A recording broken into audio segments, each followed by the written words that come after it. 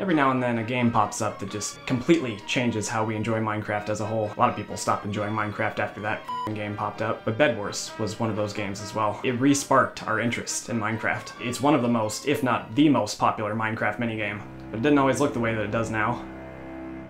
I was there in the beginning stages of BedWars, and it was absolutely horrifying.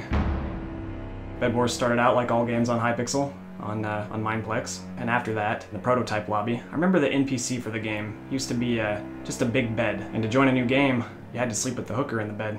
I always thought it was fairly inappropriate for a kid's game. I don't know why they did that. Anyway, once you were inside, all you saw was Hypixel's face in all directions, and you had this deep sense that he just didn't f***ing like you. And it wasn't even just a sense. I mean, he told you he didn't like you. He would actually taunt you before your games would start. I remember once he told me I looked like a Minecraft YouTuber. That was one of the most hurtful things anyone has ever said to me. The gameplay was very different back then. Instead of having resource generators, there were slot machines. You had to gamble real money to get your items. It was catastrophic. I saw people lose their savings just to get some wool to go to mid. It makes me very sad now, but back in those days, nobody knew any different. We'd save up our allowances every week and blow it all in one night in a game of BedWars. It was just normal to us.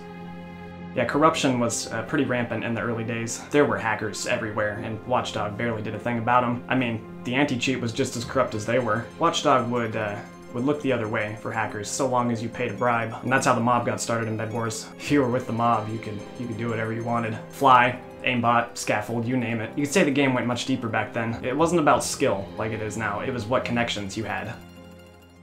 Certainly wasn't a fair game. Every 10 minutes, one player would literally be voted off their island by the other players. There'd be a countdown, and then you'd cast your vote. If there is one good thing that I could say about the old BedWars, though, it's that there was a lot less trash talk. People were respectful towards one another back then because they didn't want to get voted off the island. When everything was done and the game was over, Technoblade was declared the winner of the round, even if he wasn't playing. So even after all that, the best you could hope for was second place, unless you're Technoblade, of course. Yeah, BedWars has come a long way. I'm just thankful that my kids will never have to endure the same game that it used to be. I'm sure if their mother was around, she'd be happy too.